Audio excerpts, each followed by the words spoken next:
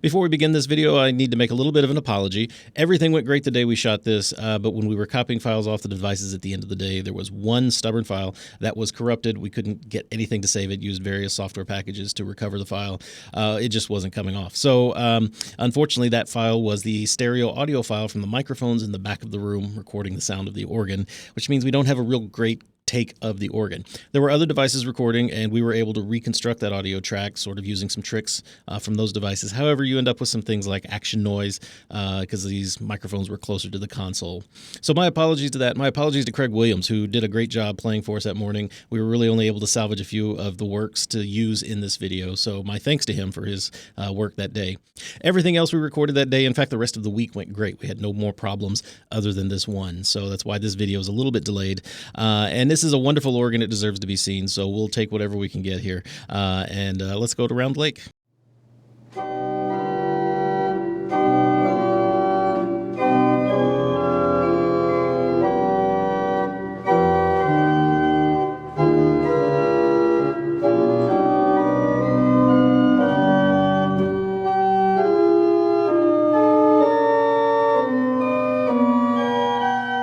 I'm Brent Johnson, and today we're in Round Lake, New York. We're here at the Round Lake Auditorium.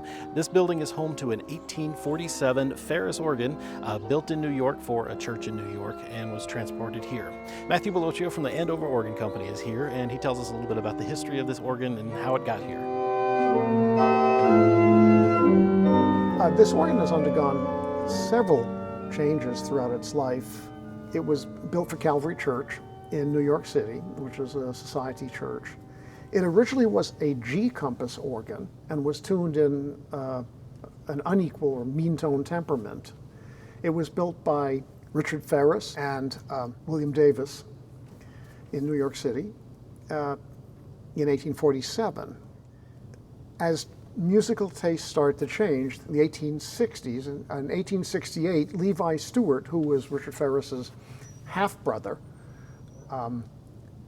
changed the key compass from G to C, retuned the organ in equal temperament, and also added the two-stop pedal division up above, chest and pipes, of the 16-foot Borden and the 8-foot cello. Prior to that, the pedal just had two stops, a 32-foot open diapason and a 16-foot open diapason. And we suspect that the 32 was 32 at the time, but when the organ came here, there was no height for 32 foot, so it was cut down to 16. So even though it says a double open diapason, 32 foot, it's really a humongously scaled 16.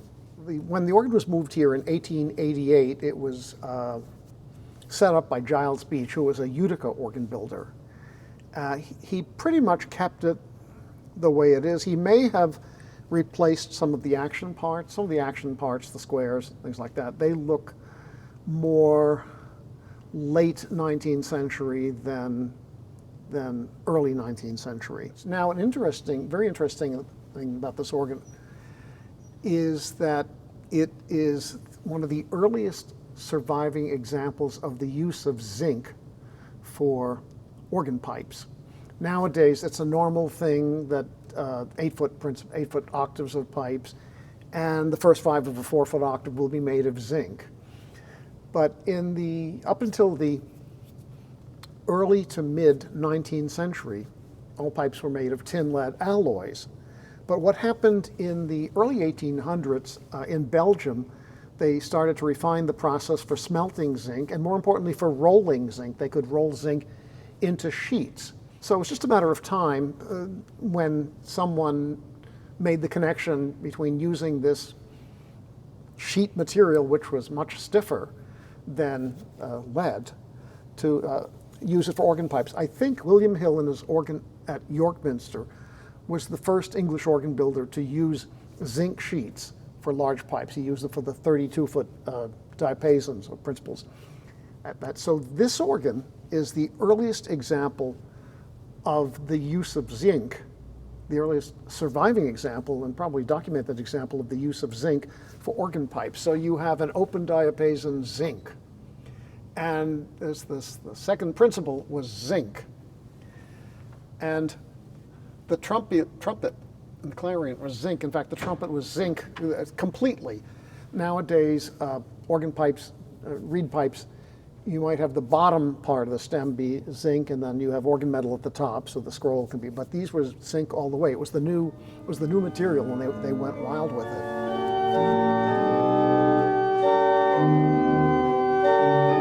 We're here at the console, and with me is Craig Williams. Craig is normally the organist at West Point Chapel, where you play one of the biggest church organs in the country, right? Yes. Well, we are here at this console, and been listening to you play it, and it's got a big, bold sound, but it's not real huge. It's got a much gentler sound than we might expect from an organ of this size today. Filling this room. I was trying to imagine this room full of people singing, and it must be a little bit of a challenge to keep up with a room full of boisterous singers with this organ. Well, I think that because the sound projects over into this auditorium, I mean, it is a challenge sometimes sitting here and probably on the stage, but I've been to events where it really is quite a blend. Yeah, okay. The great stops, especially with the diapasons and also with the reeds, provide a lot of color. And yes, it's bold, but it is never overwhelming. Yeah, it's definitely a lot of color in this instrument coming through. And one other thing I noticed is that it's very tall. The pedal board starts about my knee height, I think. And so you're sitting down, I'm standing up, and yet you're still taller than me here. Right. That's true. That is true. We sit very, very high. And I imagine this was configured with the original console in Calvary Episcopal Church. I mean, originally, Calvary Episcopal in the city, this organ was placed in the loft. And the reason why it was taken out of the church and brought here was with all the Oxford Reform movement, everything was moving the worship back to the front altar. Oh, I see. And so this organ was just going to be thrown out and replaced with another instrument up front. Wow. So this is when Round Lake was able to obtain this instrument, I think right around 1887, 1888. And then they were able to expand somewhat. But I mean, there are some challenges. The swell only goes down to tenor C. Oh, really? And then it borrows notes then from the choir. Okay. And the pedal board, when you look at it, it looks like it has 30 notes, but it really only has 25. Oh. And so there must have been some expansion to add to the pedal when it was moved here to Round Lake, but it was very much an English organ configured around manuals. Okay. And I noticed there is expression. Is this what this? Yes, there is. Now, this over? expression goes down and up, so you almost have to think of it opposite. The way some of these, so for example, if I have something in the swell that I'm playing, I have to release it. It's on a hook, and then it'll. So I have to push it down to make it down to open. So it's the opposite of what we're used to. Okay. All right. Well, let's start with the swell. We have three manuals with the stops arranged in nice little crosses here, a good symbolic arrangement of stops. Tell me how the draw knobs are laid out. Well, the draw knobs are pretty much laid out. You have the pedal on the bottom, and then it moves up, and then it has the couplers. So it has all the couplers on the left. Oh. And so they're all configured here. And then you've got the swell stops on top. I see. So on the left side, what you have is you have the choir on the bottom, and then you have the grate on the top. And once you really kind of get to know it, the grate is kind of sort of from the cross up. But yeah, so it's very logically laid out, like we would expect. Okay. You've got the lower pitch stops on the bottom, like the 8s, and then it moves up to the 4s, and then you've got the reeds that are up on top, the way we would expect. They're not marked in red or anything, but this is very much configured the way we would expect from other organs. Okay. Well, let's start with the swell. I want to hear some of those sounds in there. What have we got in the swell? Well, every division has an open diapason in the fine English tradition. So the swell open diapason is not loud.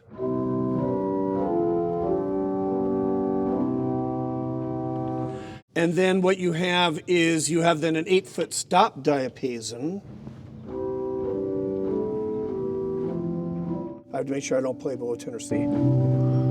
Dulciana.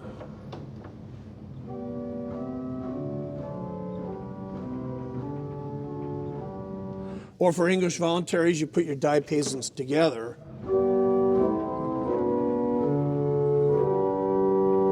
And then on this swell, you have a 16-foot. It's the only 16-foot manual stop on the organ.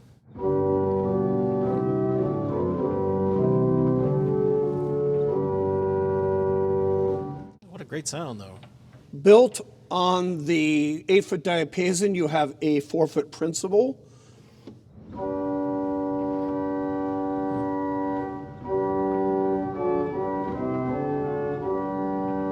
And then on that, we have 2 mixtures. Ooh, really?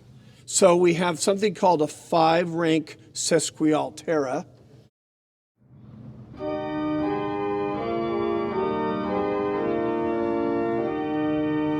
You also have what's called a 2-rank cornet.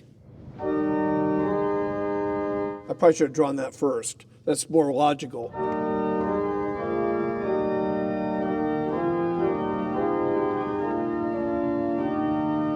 So it's very much a church sound. Then you put it all together. Or with a 16-foot.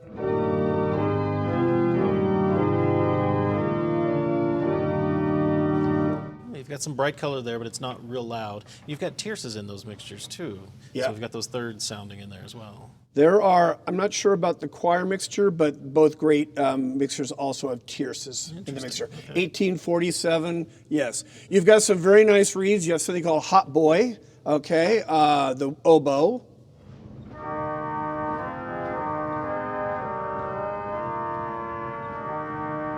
Then the trumpet.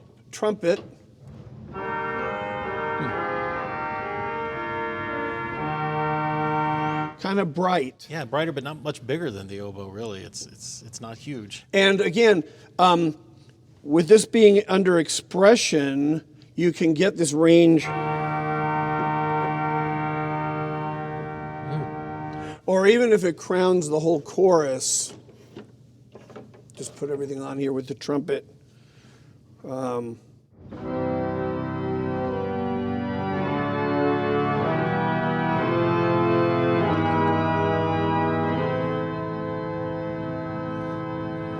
So it can be quite soft. It's effective. Okay.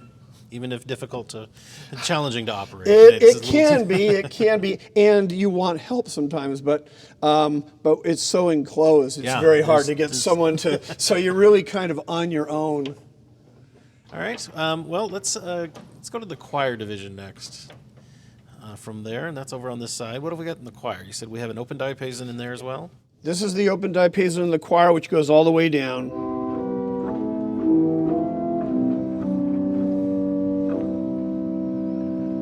And then on top, and then you have a stopped diapason. Every division has an open and a stopped, so bring out your English voluntaries.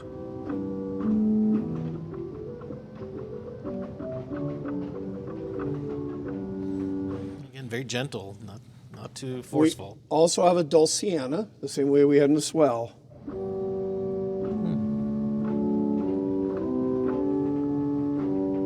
If you put them together, those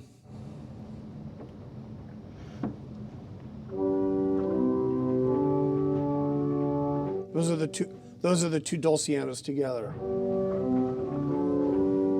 They're almost very flute-like.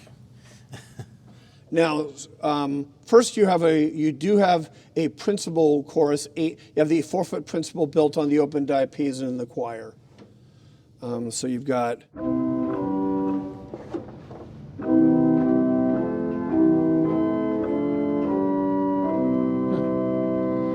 Now with the flute, you have a 4-foot flute harmonique.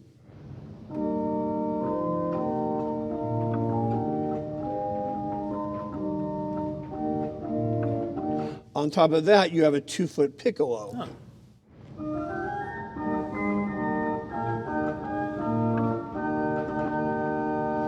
So you have a complete flute. Yeah. Okay. You have a 2-rank furniture, 2-rank mixture that would sit on top of the principal chorus.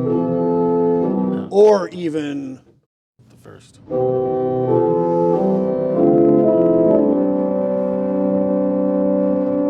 it's the stopped adds. Yeah, It does. It fills it in. You almost wouldn't think that it would. It's almost overwhelming, but it's not. No, it's big enough to work there. Very good. And then we have some reeds in the grate as well. Yes, we do. On top of those, of course, we have just the lots of tierces in the mixtures, as I said. That's mixture. This is called sesquialtra, where you can put them together. And that goes very well then with, the reeds, big reeds of an 8-foot trumpet.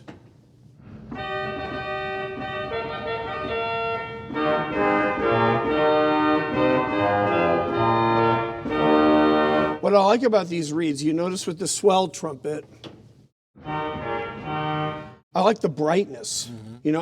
Sometimes you would almost think, is it a little duller? It's really not. It's a little bit of fire. Yeah, but it's not as loud either as the grate, so you have some variation there. You have a terrace, yeah. And then you have the clarion on top of this as well. And sometimes I could use like the first open and 4 principle, and with the 2 reeds, and put on, say, well, we haven't looked at the pedal yet, but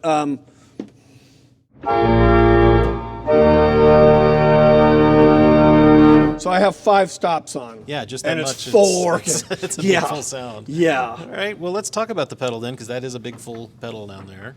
I do understand the pedal has been altered. That's one of the few things we know was changed when the organ was brought here from Calvary. We don't have a 32-foot anymore, but we give 2 16s, correct? That's true. You have you do have a big 16. Let's see. Wow. So the stop name is 32 open diapason. It's really a 16, but it's bigger than the second one. This is called the 16-foot. A little more edge. Yeah. And then you've got, as I said, the big one again. Kind of rattles the cage, rattles the case a bit. There's together. Also, we have a 16-foot Borden. It's very clear. Yeah. And then on top of that, the only 8-foot stop we have in the pedal is what's called an 8-foot violoncello. I'll play it by itself. That's like the stringiest stop in the organ.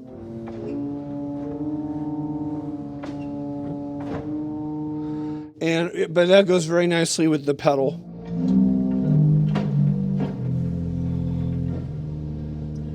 With that Borden, that's very clear. It is. It really sits under a lot when you don't want the fullness or depth of one of the open diapasons, and the Borden actually sometimes when a piece calls for 16 and 8.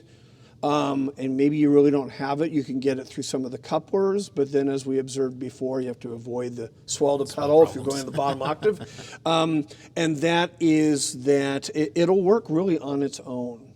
I don't go to the violoncello much unless it's, and I've even done Bach trio sonatas on this organ, sometimes just maybe coupling down to the pedal.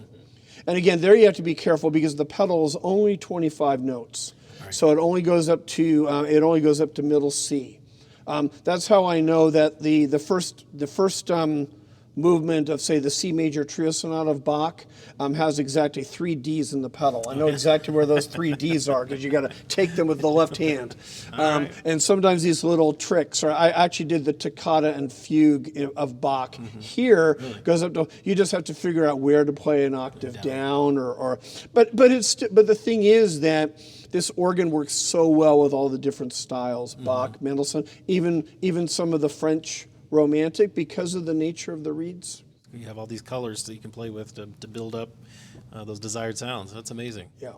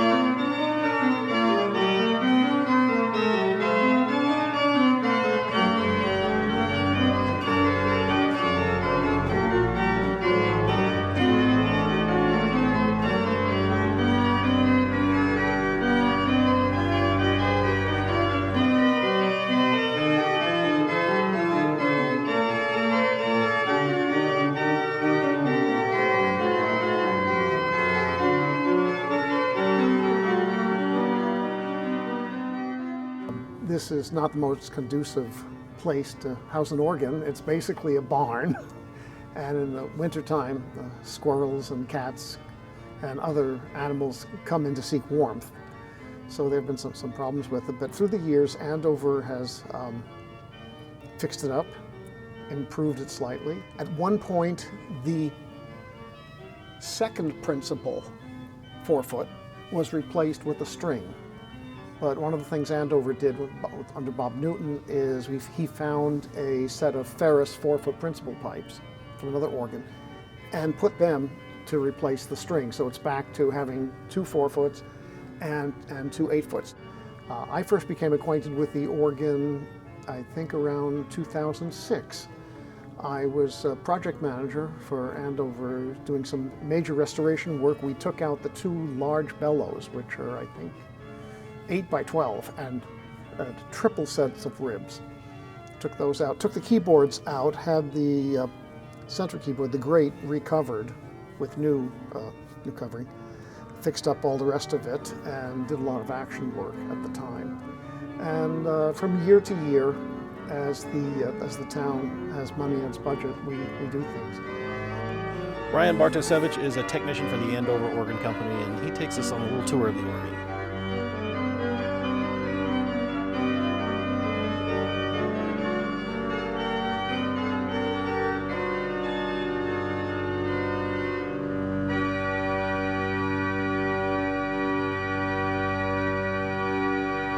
So this is the way into the beast, and these pipes right here were the 32 foots that got cut down to be the 16-foot double open, labeled 32 on the console.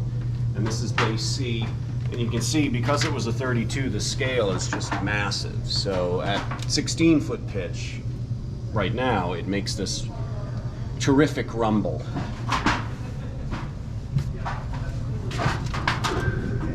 And here we have one of the 2 giant triple rise reservoirs. So you have an extra set of folds in there, and as you can see, the equalizer here is very unique. We painted this red because it was probably originally red. These came out at the early part of my career with the Andover Organ Company. I think I'd only been at the company for a year, and one of our jobs was to get these out, and they went totally. Everything went out that side of the organ. We had to take down all of these pipes. We had to take down all the wind system.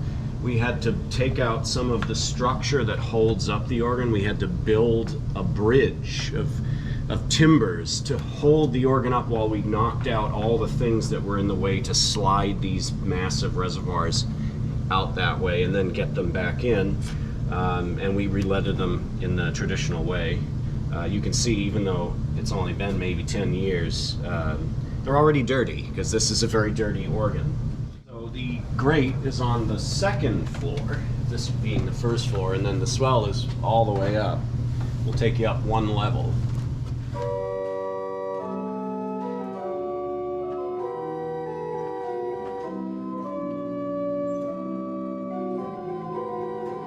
Here we are on the 2nd floor, which is sort of the main floor of the organ. We have the choir here and the grate over here.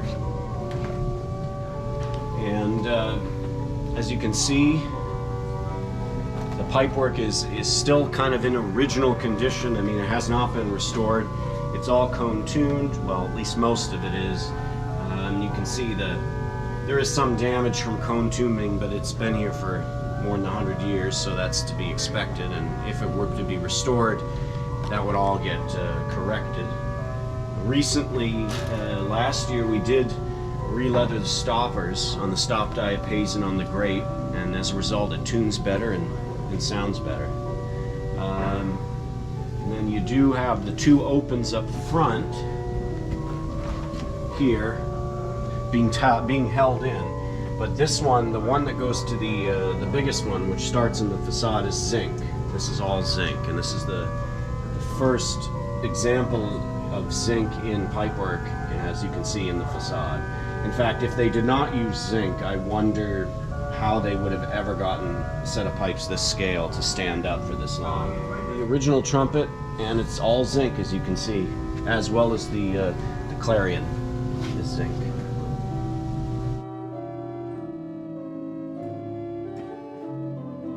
No scrolls, dead length. It makes them difficult to voice, difficult to tune sometimes. Now over the years, there has been some tabs cut in them. You can see over the years, in order to make them work better, we have had to cut.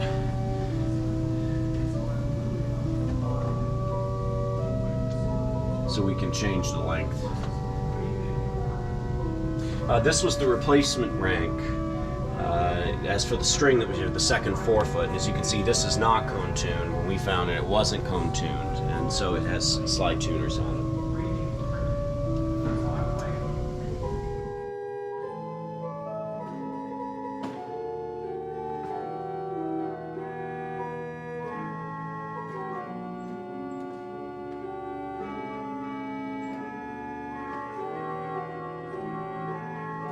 Everything here is the choir, unenclosed choir, which was a early English thing, and everything here is original. We did go through many years ago, decades ago now, we did go through the Cremona. I think it got a revoicing, at least we replaced all the strings, and I believe it did get some revoicing done, but it is in need of more work now, being 30 years later.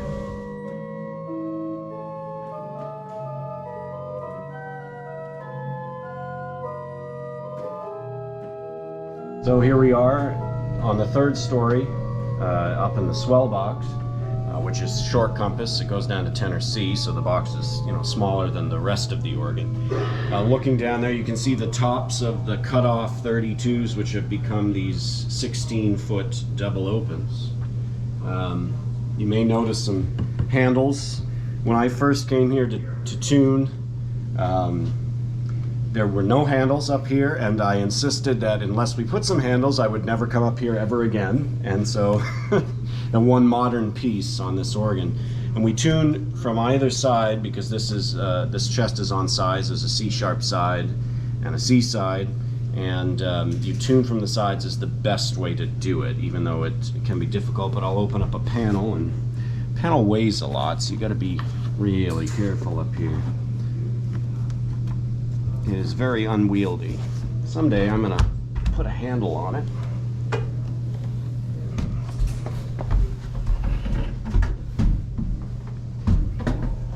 And if you lean in, you can see it's an A chest. So on side, and you just tune from here. You have the trumpet, the mixtures. Is an 8-foot and a 16. That's the only 16. And then 4-foot, and then you have the hut boy, and there's a clarion. We do have some doors down there you can tune the clarion from. So now we're on the other side of the swell division in a slightly more precarious position with a narrower walkboard. And you'll see this bump out on the swell box. This was added later, probably by Giles Beach, although we're not sure. And this was when he extended, when the compass was changed. They added notes at the top so that it would go all the way to the top. And so I can lift this door, and in there you'll see 4 notes or so of every single stop on its own little jump slide chest here. And that was to extend the compass. Yeah, the only problem is when you tune it with the door open and then you close the door, it goes all out of tune. So the best thing is to keep the door closed. And when you're tuning, you lean in underneath and reach underneath and tune them with the door closed.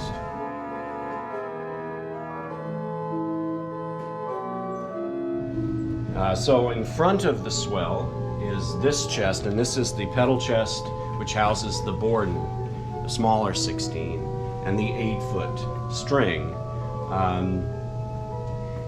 It's hard to tune because, getting up there is very difficult. So we try to do the least amount of harm as possible and not tune it too much.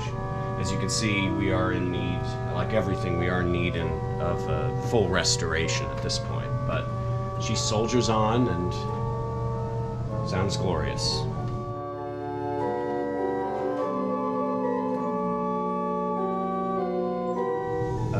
getting these down was really frightening. They're 16 feet long, and we've all, as organ builders, have handled 16-foot double opens before, but these are so big and heavy that you had to have one person on top guiding it so it wouldn't timber and fall over, and then like 4 or 5 people with straps on the bottom to lift one of these out. It was a serious undertaking, and we added some structure when we put it all back so that it wouldn't be so precarious as it was before.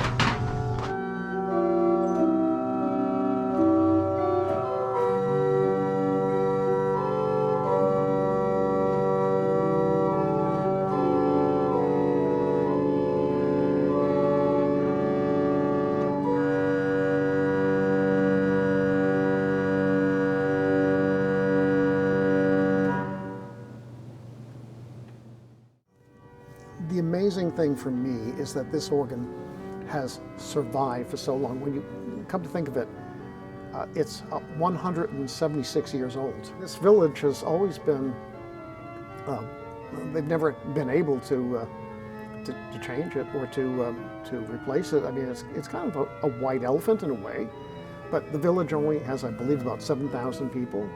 So the lack of affluence has preserved this instrument.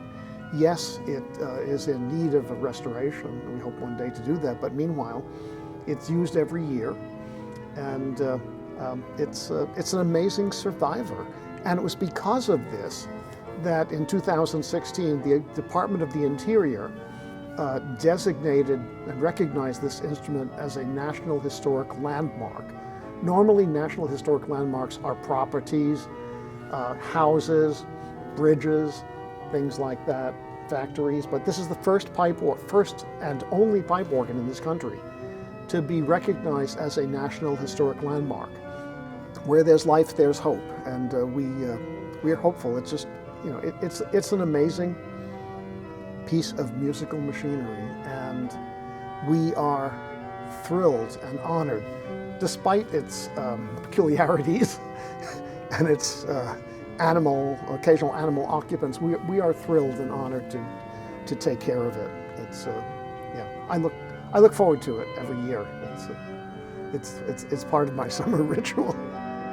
I hope you enjoyed the tour of the 1847 Ferris organ here at the Round Lake Auditorium in Round Lake, New York. It's the oldest, largest, still unaltered 3-manual organ in America, so it's really great to see it here playing.